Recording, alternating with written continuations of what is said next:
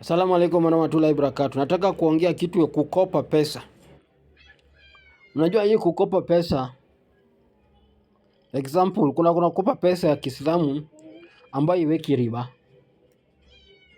Example, niseme mwenye gari anauza gari yake 1 million. Ukasikizana na yeye kama utachukua na deni utalipa 1.3. Ameongeza hiyo 3 million kwa sababu ni deni unachukua na muda unalipa umewekana. Sawa? So, kama utalipa hiyo na umeagiri hivyo, hiyo kwa Islamu iitwi riba. Hiyo ni agreement ya biashara. Hiyo ni I purchase. Unanipata? Hiyo ni I purchase kwa biashara. Hiyo si riba. Unaniget? So, shida itakuwa niseme date nilisema 6 months itakuwa nimemaliza kulipa. Aya, hiyo 6 months hujamaliza kulipa. Akikunyang'anya hiyo gari na pesa yako pia hajakurudishia. So, hapo ndio itakuwa interest. Kwa sababu gani? Amechukua gari na pesa yako hajakurudishia. Anafaa akikunyang'anya hiyo gari kama hujalipa, anauze hiyo gari. Kama ulikuwa umelipa imebaki kama 200,000, auze hiyo gari. Unanipata? Akurudishie pesa yako hiyo ya juu. Hiyo ndio nafaa Kiislamu. Kiislamu na nafaa kama umeshindwa kulipa au muda ya kuweka kulipa meisha na anataka gari, itabidi achukue gari, hatukatai. Atachukua gari, auze gari, akurudishie ile pesa yako ambayo ilibaki. Si ulibaki kama 200,000 ndio maliza kulipa. Na huko maliza kulipa. Hiyo ndio utatafanya hiyo gari hivyo. Si anachukua gari na pesa yako pia akupei. Hiyo itakuwa ni riba. Amefanya Kiislamu. Bile wale Moto Mombasa wanafanyanga. Moto Mombasa nacheka wanafanyanga hivyo, lakini wanasema wanakunyang'anyanga gari na pesa yako pia kurudishi. So itakuwa hiyo ni riba. Yes. Kiislamu hiyo ni riba. Ambao hakuna excuse hapo. Hata kama watakiita jina gani tamu, hiyo itakuwa ni riba tu. So, hiyo upande wa riba hii inaleta matatizo. Kwa sababu agreement unaagiri na Moto na hujapika hiyo agreement yako, itabidi hiyo gari achukue auze, akurudishe pesa yako. Yeye hakuwa na faida yake ambayo alikuwa anataka. Simple like that.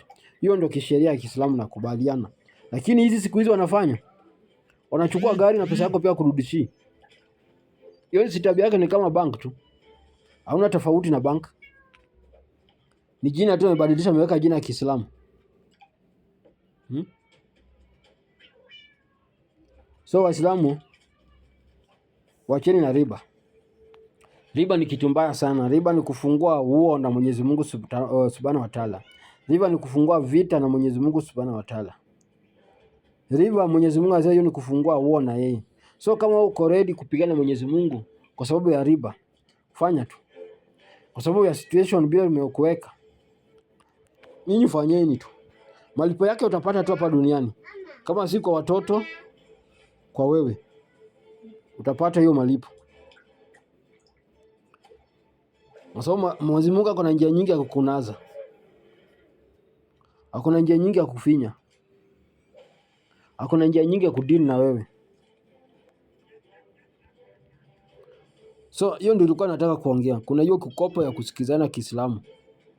Unasema mimi nachukua na deni nitalipa na hivi na hivi na hivi. So inafaa ukishindwa kulipa na hiyo deni tuliwekana, mtu achukue gari yako auze akurudishe pesa.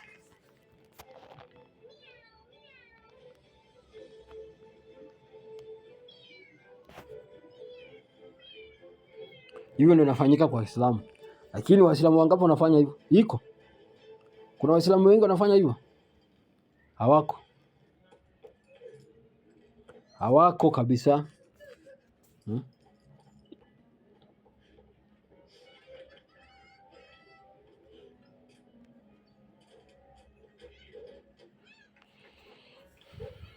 Acha tumalize hii game.